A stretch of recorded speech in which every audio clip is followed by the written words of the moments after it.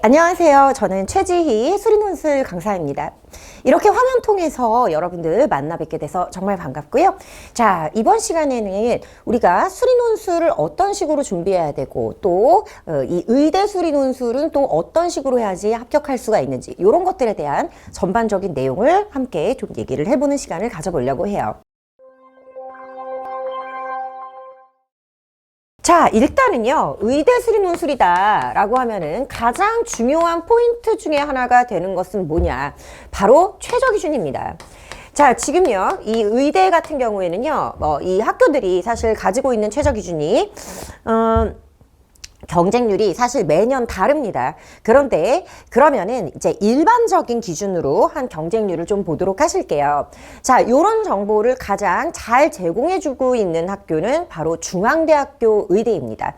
자, 지금 보시면은 많은 좋은 의대들이 있죠. 울산대학교 의대라든지 카톨릭대학교 의대라든지 이런 좋은 학교들이 있지만 요런 학교들보다는 중앙대학교가 좀 더 좀 확실하게 자료를 투명하게 좀 제공을 해주는 편이에요. 자, 중앙대학교 그리고 참고로요, 이 의대 같은 경우에는 어떤 학교 의대든 상관없이 지원하는 학생의 풀이 거의 비슷하다라고 생각하시면 되어서 정보를 보다 좀 더 정확하게 공개해주고 있는 중앙대학교의 정보로 말씀을 드리도록 하겠습니다. 자, 중앙대학교의 최저 기준은요, 4합이 5등급이에요. 올해 이제 성균관대학교도 의대를 논술로 뽑겠다라고 하면서 같은 최저 기준을 가지고 있는데요. 자, 4합 5등급, 즉 전부 다 1등급이 나와야 되는데 하나 정도만 2등급으로 삐끗하는 것을 허용해 준다라는 거예요. 자, 그러면은 최저 기준 통과하기 전에는 경쟁률이 어느 정도 될까요? 지금 이 친구들이 의대를 이렇게 논술 원서를 지원을 하는 게 9월 평가원 모의고사가 끝나고 약 일주일 정도 뒤에 원서를 지원을 합니다. 그러면 6월 평가원 모의고사에서 내 점수를 알고 있는 상황이죠. 그리고 9월에서도 정확한 등급은 아니지만 가등급 정도는 알고 있는 상황이기 때문에 내가 어느 정도 최저를 맞출 수 있다고 하는 가정하에 지원을 할 거예요. 자, 그런데요. 자, 해마다 조금씩 경쟁률이 다르기는 합니다만 한 270대 1 정도의 경쟁률에서 최저 기준을 통과하는 친구들의 비율이 얼마나 되냐? 무려 10%조차 되지 않습니다. 자, 최저 기준 통과하고 나면은요, 최저 기준을 통과하지 못하는 애들이 무려 90%가 넘는다는 거예요.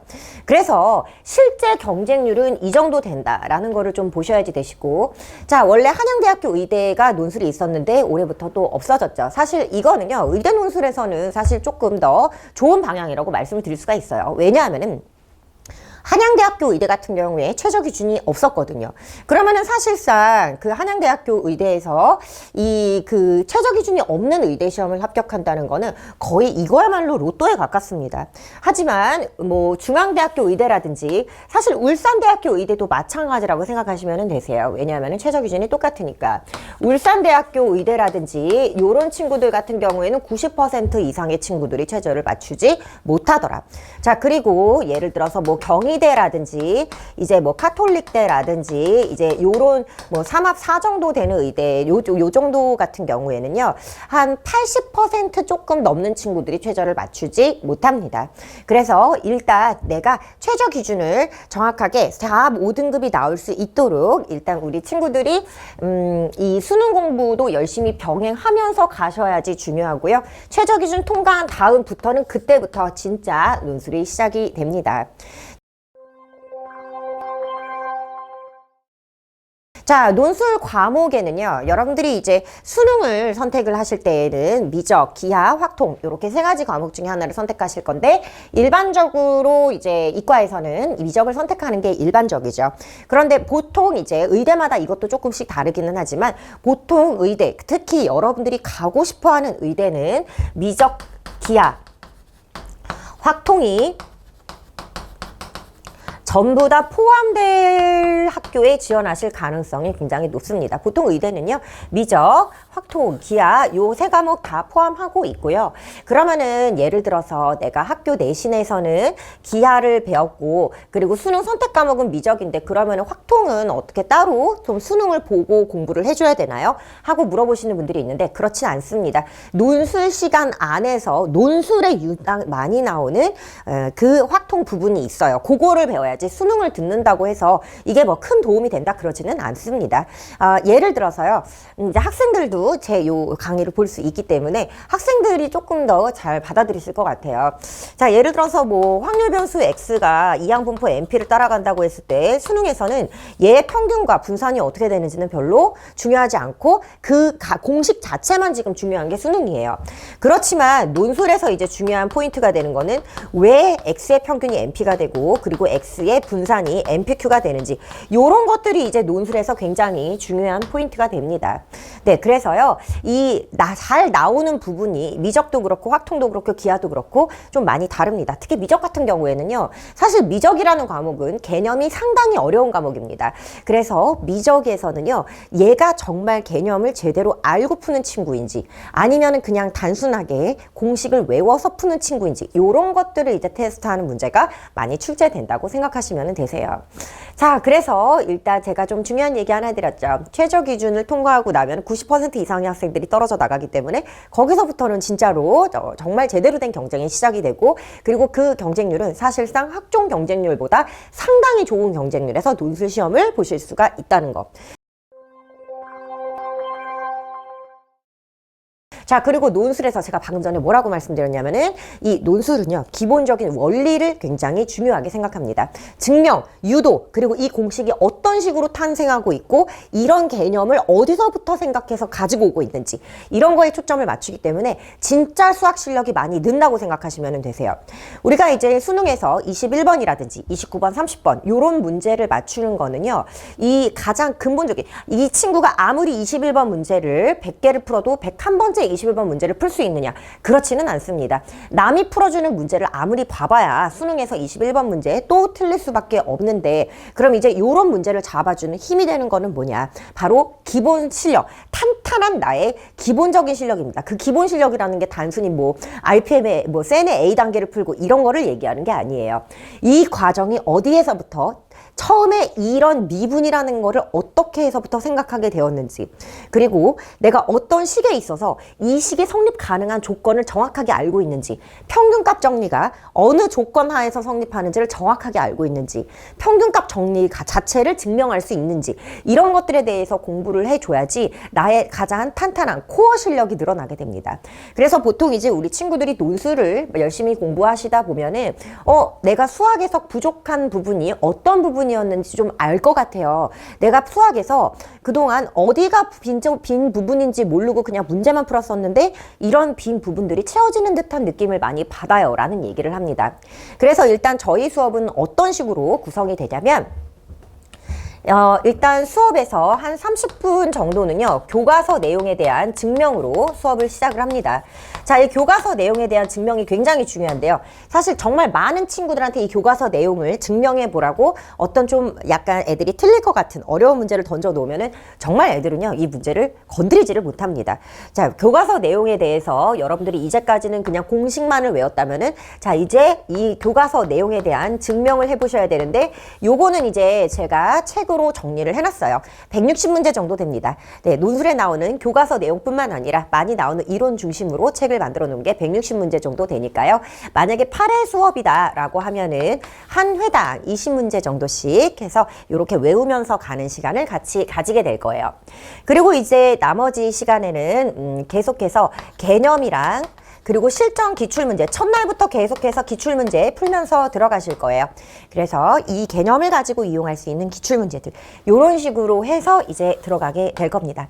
네, 요렇게 해서 이제 가장 기본적인 수업은 교과서 내용에 대한 증명, 그리고 내가 논술에 자주 나오는 개념과 기출문제를 같이 풀어보는 시간을 가지는 거, 요렇게 좀 생각하시면 되겠고요.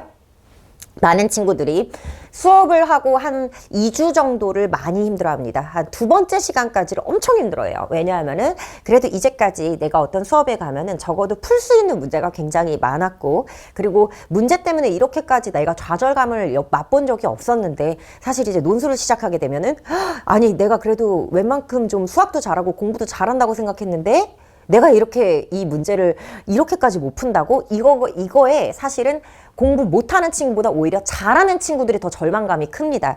왜냐하면은 이게 오히려 공부를 못하던 친구들 같은 경우에는 그냥 뭐 어디 가도 어려웠으니까 그냥 이것도 어려운가 보다 하고 좀 이렇게 어떻게든 좀 적응을 하려는 경향이 좀 있는데, 오히려 수학을 잘하고 공부를 잘하고 있던 친구들은 이 충격이 처음에 굉장히 큽니다. 내가 이렇게까지 이 수학 문제를 어렵게 느낄 수가 있다니. 그래서 많은 친구들이 한 2회차 수업까지를 굉장히 버거워하고요.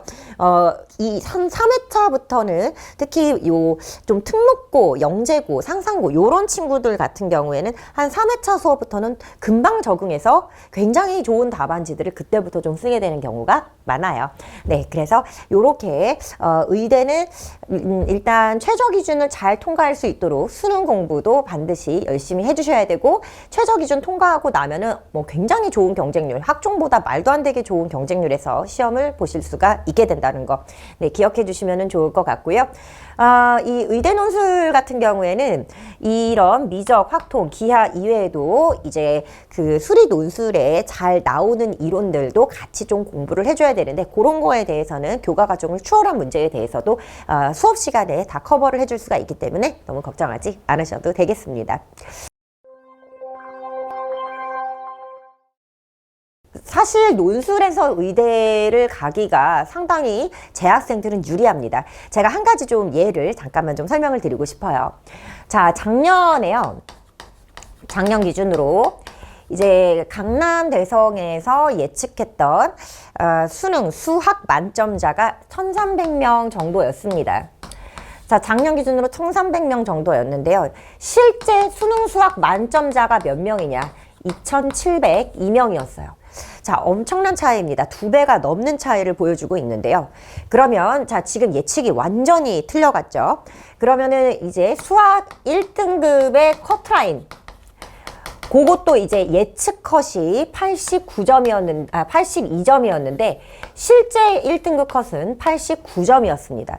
자, 이렇게까지 7점 차이까지 나는 이런 애가 없었단 말이죠. 그리고 만점자도 이렇게까지 차이가 많이 나던 애가 없었습니다.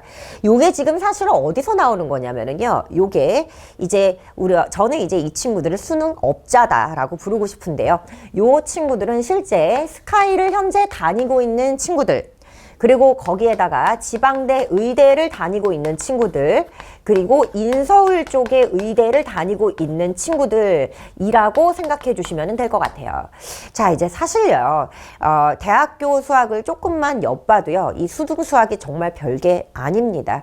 그렇기 때문에 요 친구들이 원래 스카이랑 지방의대 그리고 인서울 의대를 다니고 있던 친구들은 원래 사실 그냥 수능이라도 한번 봐서 잘 보면은 다른 학교로 옮겨간다든지 아니면 반수를 한다든지 이런 친구들이 사실 굉장히 많았습니다. 원래 많았는데요. 그런데 이제 이렇게까지 숨어서 공부를 하는 친구들, 자, 요런 친구들 가운데 물론 저희 반에도 이제 해마다 뭐 서울대, 연고대, 카이스트 수학과를 다니는 친구들이라든지 요런 친구들은 간혹 들어오는 편인데, 보통 이제 그런 친구들이 재수학원을 다니냐면은 그렇지는 않습니다. 어떤 식으로 공부해야 되는지를 너무 잘 알고 있기 때문에 수능 공부 혼자 공부해서 가거든요. 그러면 기존에도 원래 많았지만 이렇게까지 숨은 실력자들이 많은 애가 없었단 말이에요. 그거는 왜 그러냐면은요, 사실 이 코로나 영향이 굉장히 높습니다. 그 전에는 아이들이 어쨌든 대면으로 강의를 대학교에 가서 들어야 되고 이런 시간 때문에 사실 자기 시간이 생각보다 많이 나지가 않았어요. 뭐 대학생 사이에 뭐 술약속도 있고, 그리고 뭐 알바해야 되는 시간도 있고, 뭐도 있고 이러다 보면은 사실 제대로 수능 공부할 시간이 많지 않았거든요. 그런데 이 코로나가 시작이 되면서 아이들은 거의 다 비대면으로, 자, 지금 대학교 3학년인데 단 한 번도 학교에 가지 않아 본 친구들도 엄청나게 많습니다. 그러니까 이제 얘네들이요, 집에서 비대면으로 학교 수업을 하면서 이제 뭐 왔다 갔다 하면서 중간에 버리는 시간도 많이 없어지죠. 거기에다가 이제 왔다 갔다 하면서 뭐 써야 되는 돈도 많이 줄어들다 보니까 그러니까 이제 알바도 상대적으로 많이 안 하게 되고 그러다 보니까 자기 공부할 시간이 많아진 거예요. 그래서 이 친구들이 이렇게까지 이 예측을 뒤엎을 정도로 많이 수능에 참여를 하고 있는 상황입니다. 그래서 이 재학생들 입장에서는요, 이 수능으로 좋은 의대를 가기는 사실상 좀 많이 힘들어진 게 현실이에요. 그런데 또 이 친구들이 쳐다보지 않는 학교들이 있죠. 바로 논술 의대들입니다. 이 친구들 정확하게 수능 공부만 거의 하고 있는 친구들이기 때문에 논술에서는, 수능에서는 이 친구들이랑 같이 경쟁하셔야 되지만 논술에서는 사실상 거의 재학생들끼리만 경쟁을 한다고 생각하셔도 무방하세요. 자, 그래서요, 어쨌든 이 논술은 현재까지 재학생들한테 너무 좋은 전형이다, 너무 유리하고 너무 좋은 전형이라고 말씀을 드릴 수가 있을 것 같네요.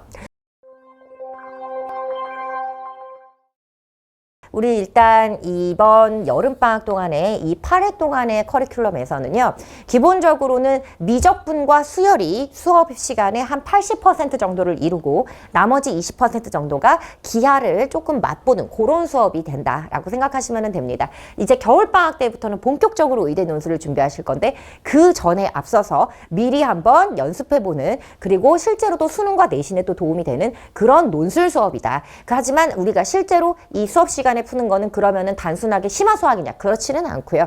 단순한 심화 수학이 아니라 우리는 이번 수업 시간을 통해서 같이 실전 기출 문제도 풀어보는, 다만 이제 모든 학교에서 사실은 뭐 많은 과목들을 출제하고 있다라고 하지만 실제로 중심이 되는 과목은 미적분이랑 수열입니다. 그래서 요것들 중에서 우리 친구들이 수능 공부에만 좀, 내신 공부에만 치중하느라 제대로 잘 몰랐었던 미적분에 관한 이야기들, 요런 것들을 같이 좀 해볼 시간을 마련해 보고자 합니다. 결국에는 수능에도 큰 도움이 된다고 선배들이 그런 후기를 많이 남겨줬어요. 자, 이렇게 해서요, 사실 처음 2회가 많이 힘들 겁니다. 이런 문제 정말 처음 보거든요. 그래서 첫 2회만 잘 넘겨주시면, 아, 대충 논술이라는 게 이런 거구나, 이런 식으로 준비하면 되는 거구나, 정말 수능에도 도움이 되네, 이런 거 한번 같이 체험해 보면서 갈 수 있는 논술 수업 시간 마련해 보도록 하겠습니다. 네, 감사합니다. 저는 최지희였습니다.